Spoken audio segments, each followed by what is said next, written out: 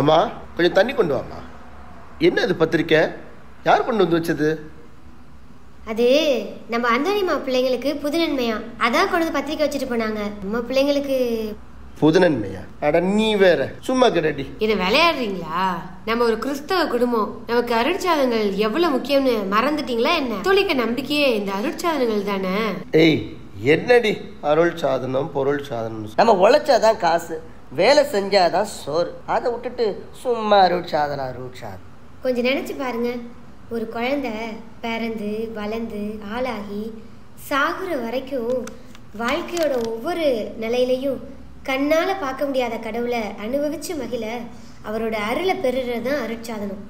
ஒன்று ஒன்றா சொல்றேன் கேளுங்க. முதல்ல திருமுழுக்கு. ஒரு குழந்தை இந்த உலகத்துக்கு வந்த புதுசுல திருமுழுக்குங்கிற அருட்சாதனம் வழியா கடவுள் முதல்ல தொடுறாரு. கடவுளோட சாயல்ல நின்று குருவானவர் தந்தை மகன் தூய ஆவியாரின் பெயராலே நான் உன்னை கழுகுறேன்னு சொல்லி தொடும்போது அந்த குழந்தை திருச்சபையோட உறுப்பினரா மாறுது. அடுத்து ஒப்புரவு. தந்தை மகன் தூய ஆவியின் பெயரால் உன் பாவங்கள் மன்னிக்கப்பட்டன என்ற வார்த்தைகளை கூறி நமது மன மாற்றத்துக்கு உதவுது அந்த அருட்சாதனம். அடுத்ததா நற்கருணை. நற்கருணைங்கிற அருட்சாதனம் வழியா அவரே நமக்கு உணவா வர்றாரு. இது உங்களுக்காக கையளிக்கப்பட்ட என் திருவுடல், இதை பெற்று உண்ணுங்கள்.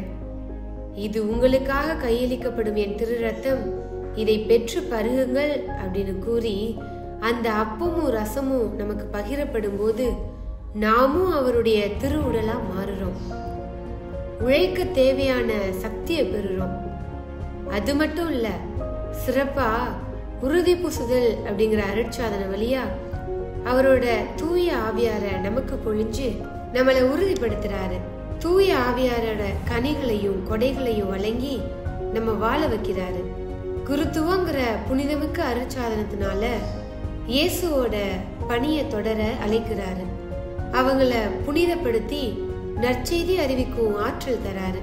ஒவ்வொரு நாளும் இயேசுவே பலியாக்கி நமக்கு அவர் நினைவா அவர் செஞ்சதை நமக்கு செய்ய தூண்டுறாரு. அடுத்ததா திருமணம்.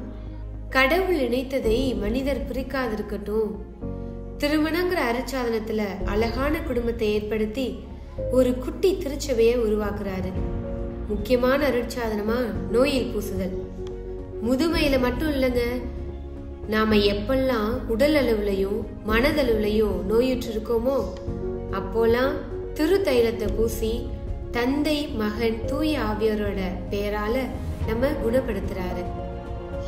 ஏங்க நான் எவ்வளவு பேசிட்டு இருக்கேன், நீங்க என்னன்னா இங்க உட்கார்றீங்க அங்க உட்கார்றீங்க, தலையை பிடிச்சிட்டு இருக்கீங்க.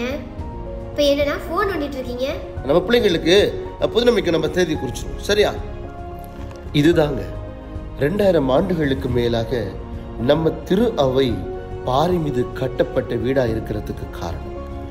நம்ம அன்றாட வாழ்க்கையில இந்த அருள் சாதனங்கள் நமக்குள்ள ஊடுருவி கடவுளோட எப்பொழுதுமே இணைச்சு வச்சிருக்குது.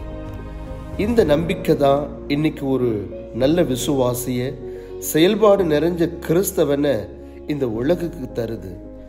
ஒவ்வொரு கிறிஸ்தவனும் உலகத்துக்கு உப்பா ஒளியா இருக்க வைக்குது. இதுதான் நம்ம கத்தோலிக்க நம்பிக்கை.